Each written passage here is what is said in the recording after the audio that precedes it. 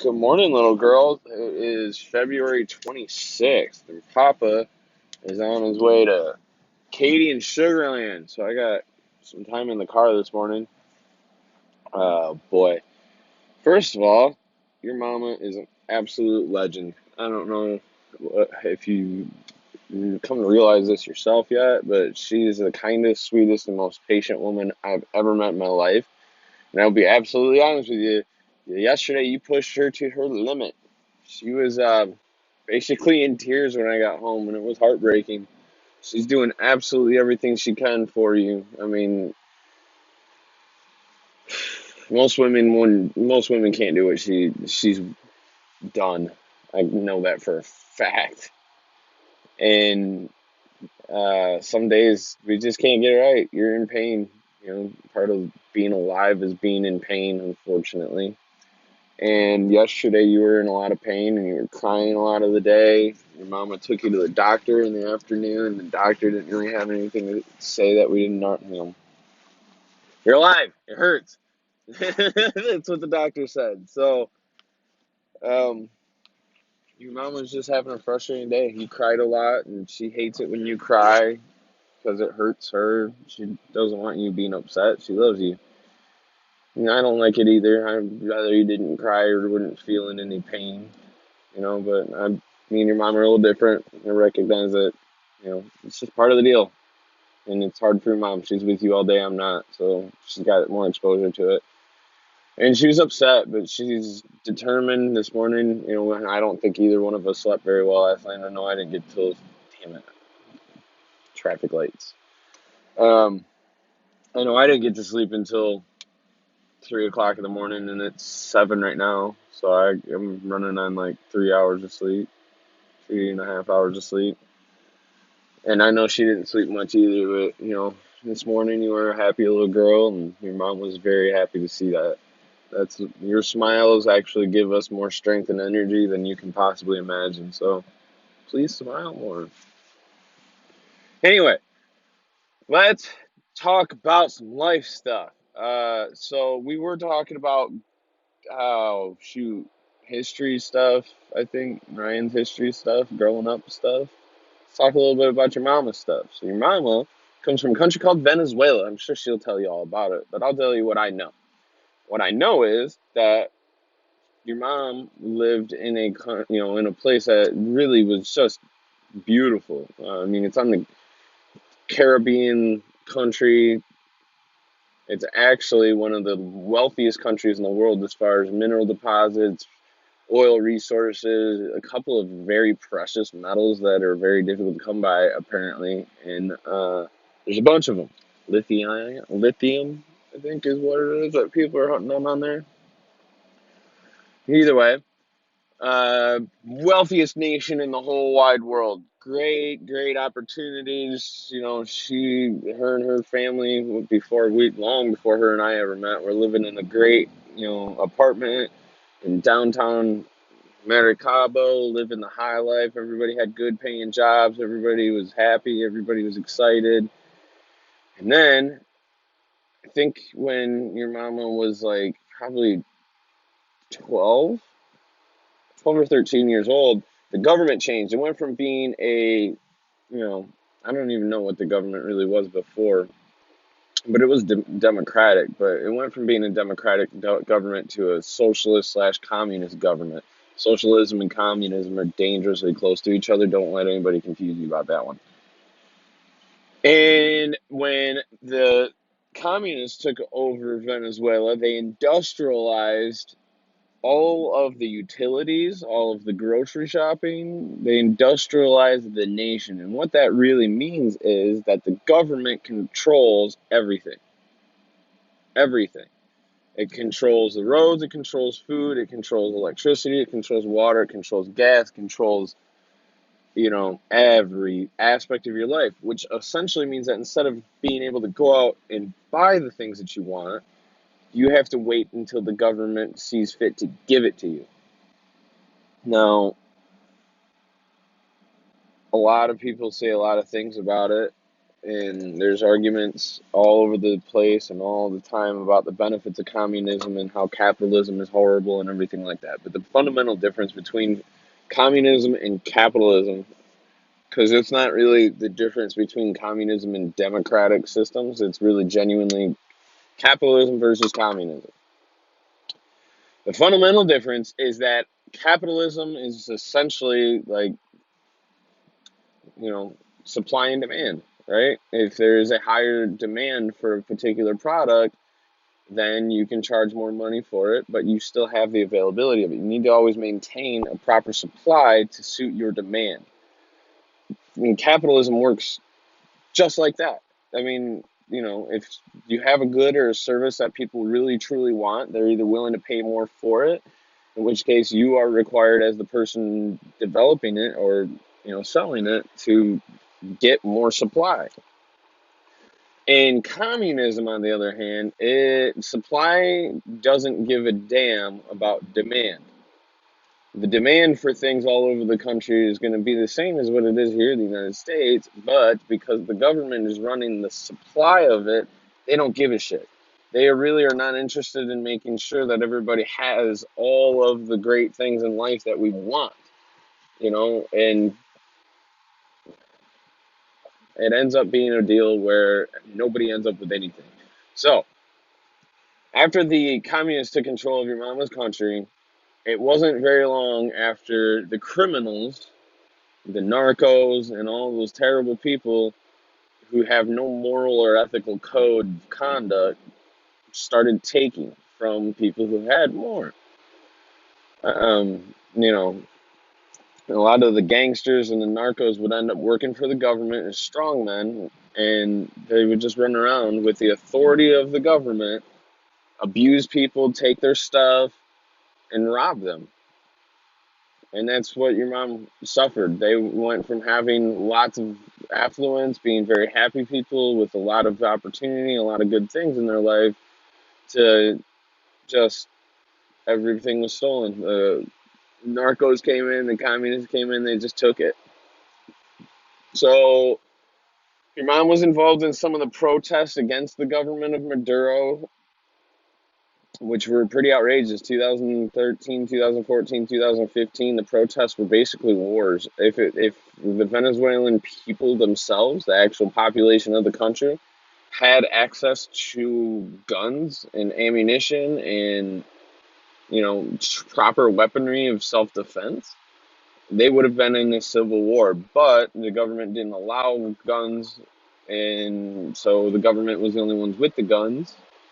So there was nothing that the people in the local establishment could actually do to stop the government, except for protests. Well, protests are protests against governments that want to remain in power are usually met with force. And when those protests were met with force, they were stopped and they were crushed, and the government continued and the protests stopped. Your mom, I mean, I'm sure if you ever ask her, she'll be able to tell you some absolutely horrendous and horrific stories about what communist control of a country really looks like. I don't know. I was born and raised in the United States. I've never been exposed to it. Hopefully, I never will. But um, she had to leave Venezuela. It wasn't safe for her to stay anymore. She had to leave her home. She had to leave her family because her involvement in those protests against the government made it very dangerous for her to stay in her country. There's a very real possibility she wouldn't be here today with us if she had stayed in Venezuela. So your mama, as brave and strong as she was, packed up everything she had and moved out of the country. I know she traveled around from a couple of different places, but ultimately ended up in Argentina for a few years. She worked hard with nothing, started with nothing down there. Found a place to stay, ended up finding a car, ended up getting a really good job, and was able to save up enough money to move her family from from Venezuela to Argentina so that they were safe. Because in the years that she had left Venezuela and the government was in control of the food supply and the water and the health care, millions and millions and millions of people died. Millions of people died. That country had a population of 30 million people. 5 million fled, which I'm sure is an underestimate. Another, from what the news says, another 5 million people have died from starvation and lack of health care. They don't have consistent electricity. They don't have consistent internet. They don't have consistent access to food or water. And people are just dying. They're just dying right in the streets. The government's been taken from people and murdering a bunch. It's been a terrible, terrible thing there. And she didn't feel safe with her sisters and her mom and her dad in Venezuela anymore. So she worked very hard in Argentina to get them out. Then your mom, being the brave and amazing woman that she is, chose to move to America. She wanted to come here and make a whole bunch of money, and then run back off to Argentina and make her get herself a coffee shop going in Argentina after she'd come up here and made a bunch of money. Well, one of the things that most people who come to America don't realize about America is that our system isn't designed for you to come up here and make a bunch of money and then run off with it. You know, our tax codes, our way of life in America really is designed for you to come up here, make money here, and spend that money here. We want our economy to stay as as domestic as possible. And your mama met me. So, uh, when me and your mama met, it was kind of, I don't know, it was crazy. I'll tell you about it right now. Why not? We got a little time. Uh, we met online on the internet, something like one of these dating apps that neither one of us actually signed up for. A friend of mine signed me up for it, and that's what your mom says her friend Sarah did to her too. Just signed her up on it, and we ended up finding each other. We go on our first date. I took your mom because I lived like an hour or more away from where your mom was living. So I actually scooped her up, and we went to the Museum of Art in Houston, which was fun. It was a lot of fun. Your mom's English was good enough where we were able to get by. We just laughed. We looked at a bunch of different kinds of art. It was fun. And then your dad lost the car. We ended up walking like 3 or 4 miles around downtown Houston trying to find the daggone car because I couldn't remember where I parked it. And I was all nervous and stuff.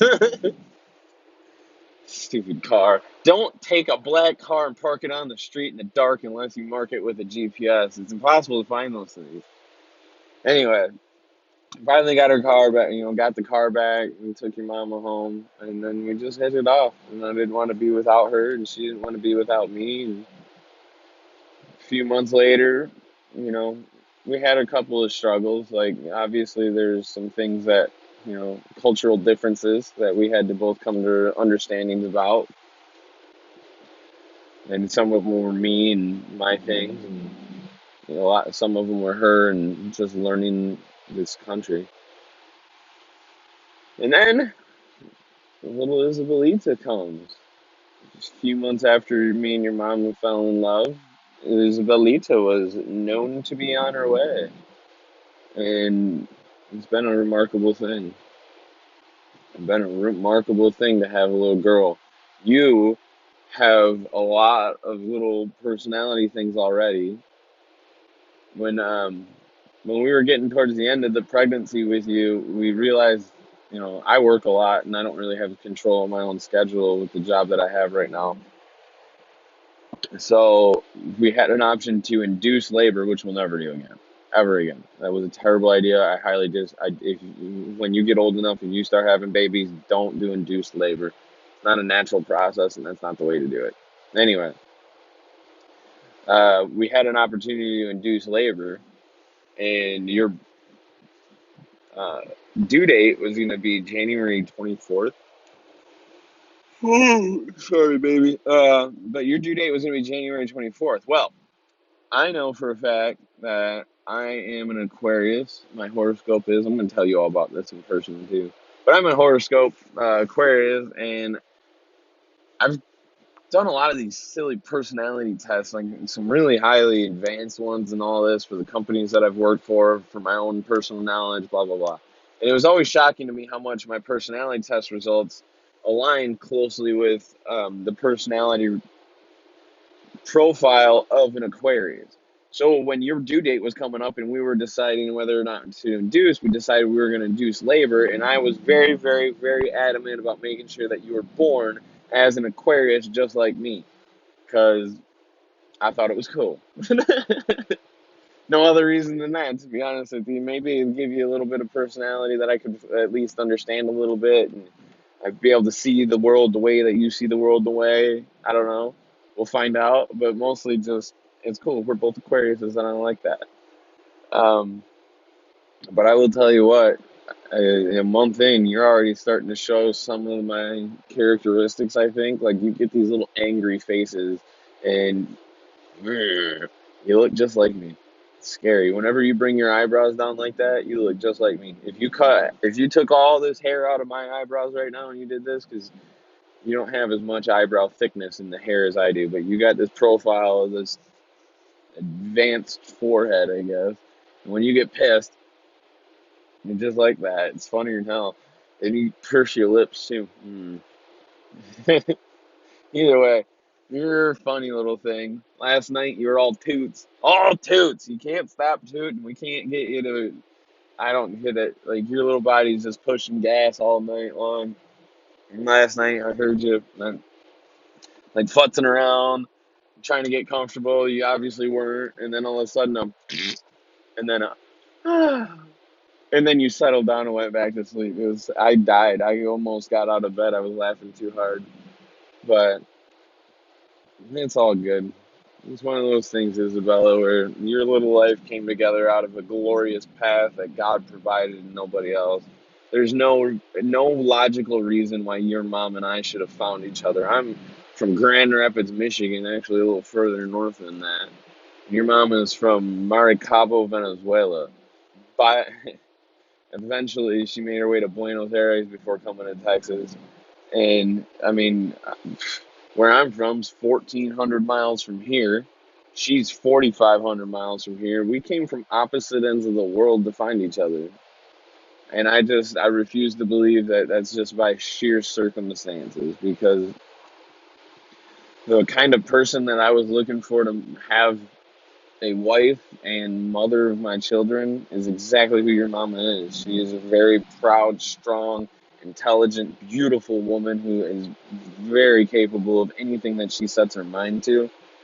And I have no doubt in my mind that she's taking the absolute best care of my little girl every time I can. And I hope that I suit the bill for everything that she ever wanted in a man. Somebody who's got a moral character, who works hard, who's honest, loyal, strong, maybe a little crazy. A lot of crazy. But it's fun. Life is fun. So why not be a little crazy while you're having it? Either way, I think we do pretty good together. And I was not able to find a woman like her anywhere in this country that I'm from. And I don't think she was finding any men like me in the country she was from. So I genuinely believe that God brought us together from other parts of the planet to make sure that we ended up having a perfect life where we could support you and give you what you want and what you deserve as a child, and as a living being who has the opportunity to change the world in your own little way. So, I hope when you watch these, one of the things that you take away from them is how much I truly love your mama. And how desperately and how desperate and important it is for both of us for you to find the kind of love that me and your mom have. Like, I don't think every day is going to be magic or everything like that, but we love each other, we respect each other, and we admire each other. And I want that for you. So hopefully we're setting you a good example of what that looks like and what you should be looking for in your life as you grow and develop and learn about good and bad and what you want in love and what you don't want in love and all that. I want to set an example of what a good man for you is supposed to be. And I know your mom's going to teach you how to be the right kind of woman that deserves a man like that. In the meantime, I'm getting into the crazy traffic right now. We got people swerving lanes and cutting off each other. There's random brake stompings and all this other nonsense. I'm going to pay attention to the road. I love you. I'm miss you every day I'm not looking at you. You're my little girl.